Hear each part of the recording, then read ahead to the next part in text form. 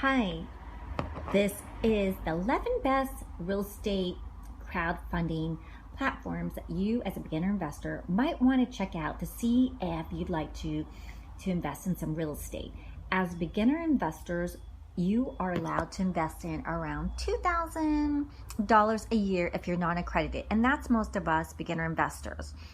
Accredited investors are high net worth individuals, and non-accredited investors are just your regular everyday people.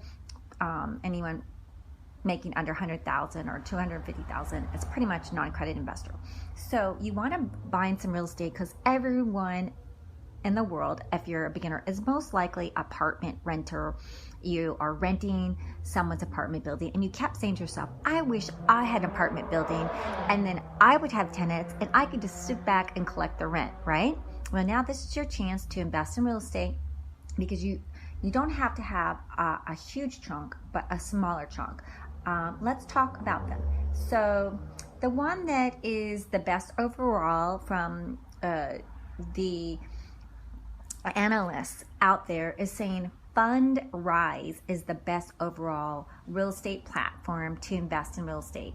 So that's Fundrise. So basically Fundrise. So it is a real estate platform so that you can invest in real estate. And why beginner investors like it? Because there's low minimums to invest in real estate. So if you save up $500, you could be an investor in a real estate. So that could be very great. So I always like to talk about the fees. The Fundrise has fees, advisor fee. So if you want someone to advise you on the account, it has a 0.15% advisor investment fee. They have an asset management fee, which is 0.85%, and additional acquisition fees from 0 to 2%. So they have a couple of fees, but this real estate platform is well loved and well liked and is the best overall. So then there is the CrowdStreet, like crowdfunding. So this one's called CrowdStreet, and it gives you access to commercial real estate, and they focus mainly on commercial projects like the retail, office buildings, and multi-family condo buildings. And so that one was historically all you had to be an accredited investor. It means a high net worth individual like millionaires. But after August 2017, it now allows non-accredited investors, that means you and I, beginner investors, retail investors, to invest in it. But you have to have about $5,000 for a minimum investment, and the highest like $50,000. So if you have $5,000 and you want to check out CrowdStreet, that is something that you might want to try. Okay, so there is Alpha Investing, and they have a concierge, so that's nice. And it gives you access to a private manager, and so that could be nice.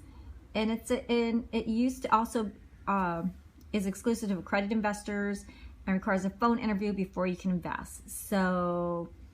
So that is exclusive to accredited investors. So you have to wait until they open it up to non-accredited investors. Unless you're an accredited investor, then I would check out Alpha Investing. There's PeerStreet. Now, peer-to-peer lending, like everyone's familiar with Venmo and Cash App. But so PeerStreet is residential debt. So you'll be investing in single-family projects like homes and storefronts. And sometimes they get condo buildings or multifamily real estate crowdfunding projects. And they partners with major lenders, and so people like it because they have excellent management.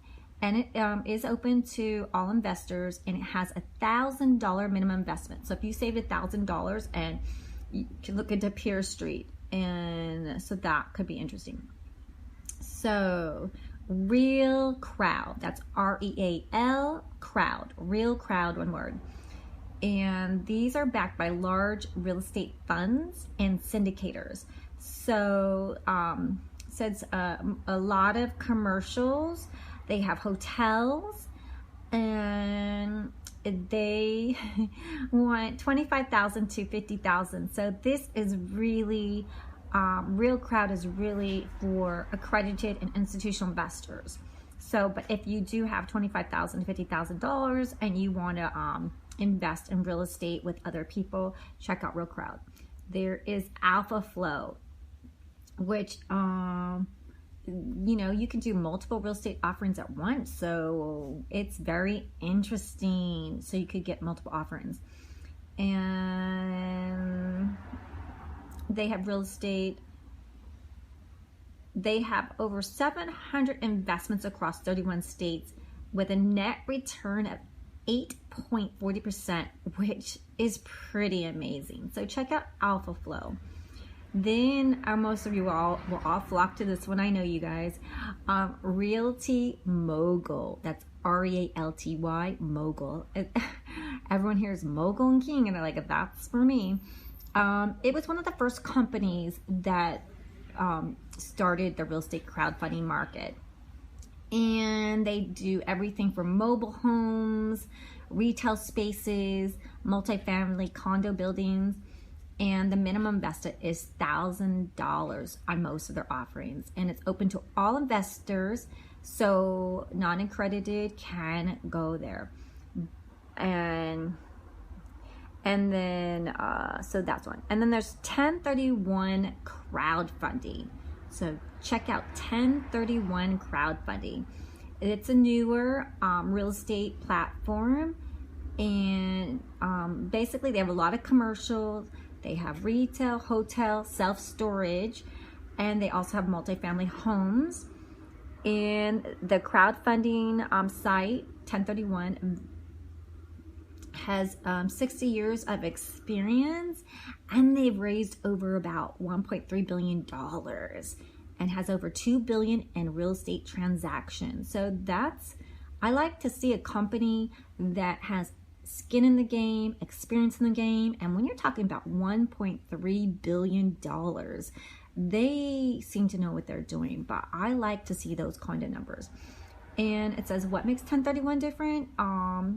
It has a second product called 1031 Insurance. So it has a way to guarantee that all your exchange funds are invested in a replacement property rather than taxed for capital gains. So I like that because they avoid the capital gains tax, so they know what they're doing. So why pay taxes when you can make your money work for you? So that one I think is very, very interesting, and I encourage you to check out 1031 crowdfunding. Patch of Land seems to offer low minimums, and they have loan durations of just 12 to 24 months, which seems like you could be liquid after 12 to 24 months. It is from what I'm gathering. And they focus on single family homes in big cities and areas like Chicago, New York City, and like even small cities like Hawaii. They're vetted by the company's underwriters before they listed. So that makes me feel comfortable. So they are vetted. The deals, the investment deals are vetted by the company's underwriters before the listings. But also I always encourage you to check out stuff yourself. Don't just be lazy and just think everyone's going to do the work for you. Always double check yourself. Google's right at your fingertips, Firefox, or whatever search engine you use. So let's see which one, and I'm going to give you. We did Real Crowd, right? We did Real Crowd. I did Pier Street. Alpha Investing is the concierge. And I'm just recapping stuff. Roofstock. Okay, this is Roofstock. Is single family rental homes. So Roofstock is pretty new, and it oversees about 1 billion of completed transactions, which I always like to see completed transactions. So over 1 billion, that's really nice. And let's see. So if you're a first time real estate investor, that might be a company, real estate platform to look at. We did CrowdStreet and diverse Diversey Fund. So it's spelled Diversy Fund, and it's not for diverse people. It's just called Diversey Fund, and it's pretty new crowdfunding, and they offer good rates and returns. And let's see, they're known for having great customer service, and they also have low account fees. I always like to see the account fees because as a beginner investor, I want to make sure they have the lowest fees or no fees. This is a generation era where there's actually lots of companies that have no fees. When I was doing investing at the beginning and your parents were doing investing, and anyone that is over 40 always had fees. So it was always a game for the high net worth individuals. And if you're just a beginning investor, it was always too fee heavy for you to make any money, because if you just don't have that much money, $1,000 with so many fees, it just wasn't worth it a lot of times, and it was just very discouraging. So now I encourage you with the low fees and no fees to really find if you want to do real estate crowdfunding. And oh yes, Diversey Fund, they have no fees. That was the golden thing. If you're with me for this long, I wanted to just hold this with those of you who are listening to my podcast and enjoying it. They have no fees. So that's one of my favorite things. And you can start your real estate adventure with only $500. So most of them, you do need to have at least $500 or $5,000 or $1,000. So $500 is an achievable goal.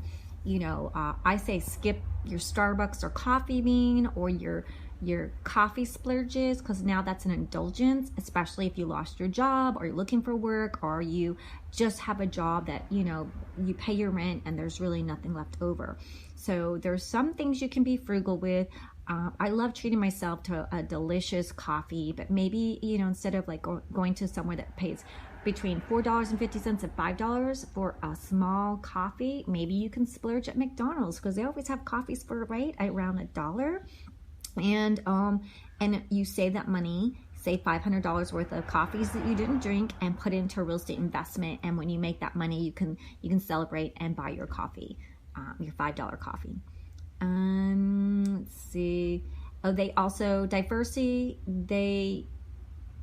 They do multifamily housing, because what's so great about multifamily housing in real estate, it's the least risky types of commercial real estate. And I would love to own apartment buildings, wouldn't you? Like, especially in a city like Los Angeles, where a little tiny studio that's not updated. Most of these landlords don't even paint the place anymore, and they're putting in hard tile flooring. And it is the most uncomfortable thing in the world to have hard tile in the living room, the bedroom. It's fine to have it in the bathroom and the kitchen, but through your living room and bedroom, it's just so hard and it's so uncomfortable. So these landlords, and there's nothing great. There's not a washer and dryer. There's not a dishwasher. You're on top of people. Little tiny studio apartments can be anywhere from $1,650 to $1,850. And I saw a studio apartment in Hollywood Hills for $2,400. I'm not kidding you, $2,400. And I just said, you gotta be kidding me, because I'm a super sleuth. I'm a great researcher, and I found a 2-bedroom, 1-bath in the hills with only one person downstairs, and it was $2,400. So I told him, oh really? I found a 2-bedroom, 1-bath, beautiful apartment up in the hills, not like stacked like a sardine, and I have like a balcony, and I see the mountain views, and I won't have to smell everyone's cooking and hear everyone on their phone and hear their loud music and their loud TVs. Because when you're stacked like little sardines, that's what you're going to be doing. So anyhow, those are the 11, and do check them out. And I encourage you to study and research. The disclaimer, I'm not a licensed financial broker, and have a really great day.